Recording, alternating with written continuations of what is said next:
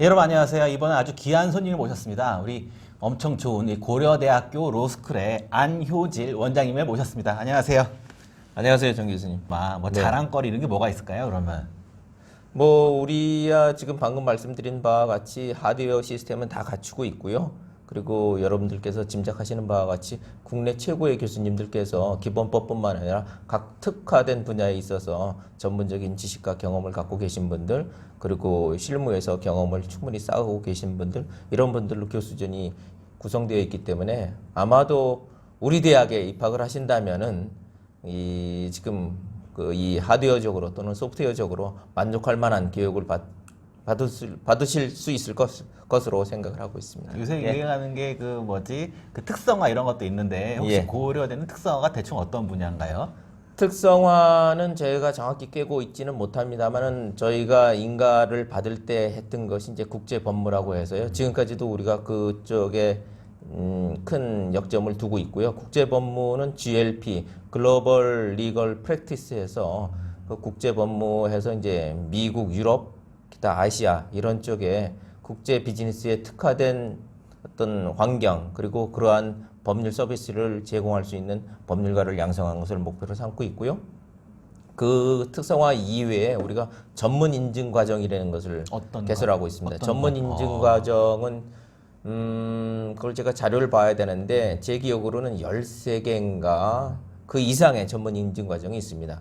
예컨대 정 교수님이나 제가 전공하는 지적재산권 전문 인증 과정이라든가 해상 보험 전문 인증 과정이라든가 또는 유통법 전문 인증 과정이라든가 금융법 전문 인증 과정이라든가 각 교수님들께서 전문화된 그 영역마다 전문 인증 과정을 개설을 해서 그 전문 인증 과정에서 요구하는 최소한의 학점을 이수를 하면은 전문 인증 과정 이수 자격증, 이수증을 주게 됩니다. 그것이 아마도 학생들이 그 졸업을 해서 프랙티스를 하시게 된다면은 그 전문 인증 자격증이 이수증이 어느 정도 그 실무에서 좀 도움이 되지 않을까. 이런 거에. 예.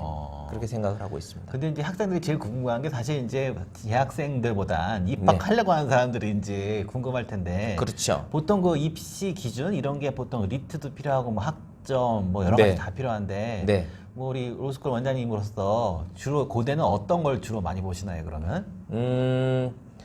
로스쿨의 입학 전형은 정 교수님도 아시고 지금 시청하시는 학생 여러분께서도 아시는데 사실 교육부에서 상당한 부분을 통제를 하고 있어서 대학 자체에서 그것을 자유롭게 자율성을 발휘할 수 있는 영역은 상당히 적다고 생각을 합니다. 물론 개량적인 요소와 정성적인 요소의 총점의 차이는 각 학과마다 있는 것으로 알고 있습니다만은 학생들이 시장에서 요구를 하고 있는 것은 그 개량 요소를 평가함에 있어서도 최대한 투명성을 좀 보여달라 해서 우리도 교육부 방침에 따라서 그렇게 하고 있고요. 다만 그렇게 하다 보니까 약간의 폐해가 발생하고 있다는 것은 교수님들도 알고 계시고 로스쿨을 준비하는 학생들도 일부 짐작을 하고 있을 것입니다. 무슨 말씀이냐면은 학생들 입장에서는 학교를 들어오자마자 로스쿨 입시를 위해서 학점을 관리를 한다는 것이죠. 어떤 학생들은 1학년, 2학년 때 잘못 받은 학점을 3학년이나 4학년 때 이제 재수강을 통해서 학점을 올리고요. 그리고 영어 시험은 PF를 하는 대학도 있고요. 우리는 PF를 하는 대학입니다만 그렇지 않은 경우에 영어 시험을 올리는데 여러분들이 이게 노력을 하고 계시고, 그다음에 리트 점수의 경우에도 이것을 공부를 하면은 어느 정도는 올라간다고 하는 자신감들이 있고 또 경험이 있기 때문에 학원을 통해서 리트를 올린다고 하더라고요. 그래서 우리 대학의 경우에는 모든 대학에서도 아마 그런 것을 고민을 하고 계실 텐데 특히 이공계의 경우에는 학점을 취득하기가 상당히 어려운 걸로 알고 있고, 그리고 리트 점수를 올리기 위해서 학원을 다닌다든가 이런 것이 어려운 걸로 알고 있습니다. 물론 시장에서는 리트를 공부를 하기 위해서 통계를 보면은 3개월에서 6개월 정도 준비를 하는 학생들이 가장 비중이 높은 걸로도 알고 있는데, 이렇게 이공계와 인문사회계의 경우에 리트 점수라든가 영어 성적이라든가 학부 성적이 있어서 약간의 차이가 있는 것을 우리는 이미 인정을 하고 있습니다. 그리고 또 하나 우리가 좀 눈여겨봐야 될 것은 로스쿨을 처음에 도입했을 때는 다양한 배경 지식과 경험을 갖고 있는 사람들을 로스쿨 입학생으로 받아들이자고 하는 어떤 의견의 일치가 있었던 걸로 알고 있는데 지금은 학부 성적이라든가 리트 성적이라든가 영어 성적 등에 있어서 너무나 투명하고 그다음에 개량적인 지표를 강조를 하다 보니까는 사회에 진출해서 3년이나 5년 정도의 경험을 쌓고 있는 사람들이 대학원 이 로스쿨에 들어오기 상당히 어렵다는 상황이라는 것이죠. 그래서 우리들은 아직 어떤 혁신에 가까울 어떤 변화는 주고 있지는 못하고요. 다만 이번 학기에는 내년 그 입시에는 저희가 입학 그 전형 요소를 평가하는데 조금은 좀 달리할 생각을 조심스럽게 접근을 하고 있습니다. 2020년 입시? 예. 근데 이미 공지는 나간 것이고 우리도 이제 모험을 할 수는 없어서 다만 조금 지난번과는 조금 다른 생각을 하고 있다는 것은 이제 우리가 이제 정성평가에서 그것을 조금 고려를 할 수 있지 않을까 지금 고민을 하고 있는데요. 무슨 말씀이냐면은 전문 자격이라든가 사회 경험이라든가 어떤 기업체에서의 근무 경력이라든가 이런 것들을 그 기관장들의 확인서가 있으면은 그것을 정성 평가를 함에 있어서 자소서 평가라는 것이죠. 자소서 평가를 함에 있어서 그것을 반영할 수 있다라고 하는 문구를 집어넣습니다. 반영할 수 있다라는 것이 어떻게 보면 그 있으나 마나한 거 아니냐 이렇게 말씀을 하실 수 있는데 반영이라는 것이 우리가 생각한다면은 그 조금만 요소로 하더라도 총점에서 미치는 영향이 크거든요. 그래서 이 부분이 기존의 입학 전형과는 조금 달라진 어떤 이 기준이라고 말씀을 드릴 수가 그러니까 있습니다. 이공계 아니면은 이제 사회에서 뭐 경력 뭐 이런 그렇죠. 거 그런 그렇죠. 거를 확인서를 받아오면 되는 거예요. 그렇죠. 객관적인 서류가 있으면은 그것을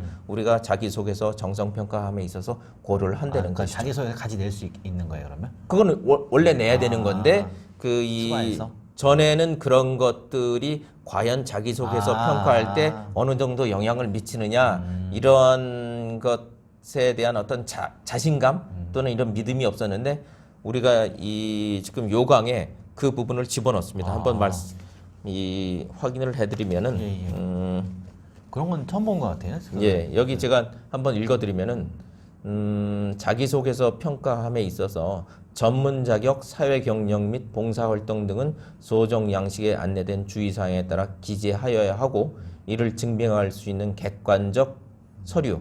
이 객관적 서류는 유관기관장 증서 등 가로 닫고가 제출된 경우 전문 자격 등을 정성평가에 반영할 수 있다 이렇게 해놓은 것이죠. 이 취지는 원래 우리가 로스쿨을 도입을 했을 때 우리 사회에서 로스쿨 도입의 취지를 살린 것이죠. 예, 그동안에 이것이 첫 1기, 2기의 경우에는 이런 혜택을 받은 학생들이 좀 있었는데 그 기술을 넘어서면서 그냥 순수하게 대학만 졸업하는 학생들이 전체 전국의 로스쿨의 입학생을 어떤 대부분을 차지하고 있어서 이 부분은 사회적으로도 바람직한 것 같지 않아서 우리가 조금은 개선을 해보려고 노력을 하고 있는데 아직까지는 혁신에 가까운 개선은 못하고 있다 이렇게 말씀을 드릴 수가 있습니다. 이제 궁금한 게 학생들이 물어보는 게 혹시 네. 뭐 학벌 차별 있는 거 아니냐, 뭐 나이 뭐 이런 거 보는 거 아니냐, 이런 거는 어떻게 되나요, 이건? 없습니다. 말씀드렸다시피 지금 사회 경력이라든가 또는 직업 어떤 경험이라든가 이런 것을 갖추려면은 남학생들 같은 경우는 군대도 갔다 와야 되죠. 여학생들의 경우에도 요즘의 경우에는 뭐 휴학하는 학생들도 있고 거기다가 사회 경험 3년, 5년 이렇게 하다 보면은 그 나이가 상대적으로 높을 수밖에 없는 것이죠. 지금 대학을 졸업하면 그냥 졸업하는 학생들은 23에서 24살인데 그 정도보다는 아무래도 2, 3년 정도 좀 더 높아질 수는 있겠습니다. 근데 이제 이 지금 말씀드리는 우리의 희망사항이고 앞으로 한번 반영을 해보겠다는 것이지 제가 여기서 어떻게 뭐 그것이 반영 정말 어떻게 될 수 있을지 그러한 경험이나 지식을 갖고 있는 학생들이 우리 로스쿨에 얼마나 지원을 할 수 있을지 그거는 저도 자신은 할 수는 없습니다. 예. 또 이제 궁금한 게 만약 입학을 하면 네. 수업 같은 거는 잘 따라가나요? 학생들 유급이나 뭐 이런 게 있긴 한데 어떻게 되나요, 네. 그게? 유급은 우리가 할 수 있는 것은 아니고 이미 이 객관적인 그 규정에 따라서 모든 로스쿨이 따라야 되는 규정에 따라서 하는 거고요.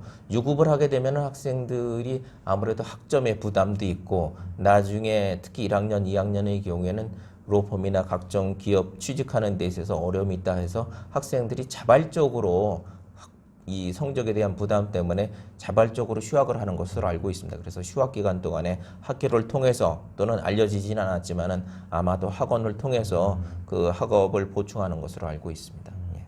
근데 이제 거의 1편에서 이제 거의 네. 마지막으로 네. 그 우리 고대 로스쿨의 가장 큰 장점이 뭐니까 예. 좀 지원을 많이 해달라든지 물론 지원을 많이 하긴 하는데 어떤 게 있을까요 이제? 예. 우리 대학에 입학을 하시면은 정말 중도에 포기를 하지 않으시면은 변호사 자격은 다 드릴 수가 있습니다. 중도에 포기하지 않고 프로그램을 따라오시면은 변호사 자격은 당연히 이 취득을 하시는 거고요. 그 이외에 각 대학에서 추구를 하고 있습니다만 우리 대학의 경우에도 가장 중요한 것은 사회에 봉사하는 투철한 윤리의식을 갖고 있는 변호사를 법률가를 양성하는 것이 가장 중요하다고 생각을 하고 있습니다. 우리 현재 대학 총장님께서도 가치가 뭐냐면 사랑 중심의 가치, 그 사랑 중심의 가치를 갖고 있는 인재를 길러내는 것이 우리 대학의 모토다 이렇게 말씀을 하고 계신데 우리 로스쿨의 경우에도 휴머니즘에 기초한 법률가를 양성하는 것을 가장 기초적인 어떤 목표로 최우선의 목표로 삼고 있고요. 전문적인 지식뿐만 아니라 그런 사람 중심의 사고 방식을 갖고 있는 법률가로 양성할 수 있는 자세가 돼 있고 따라만 오시면은 그런 법률가가 될 수 있는 시스템을 갖고 있다 이렇게 말씀을 드릴 수가 있습니다. 네. 아이 바쁘신데 감사합니다. 예. 감사합니다. 여러분 감사합니다.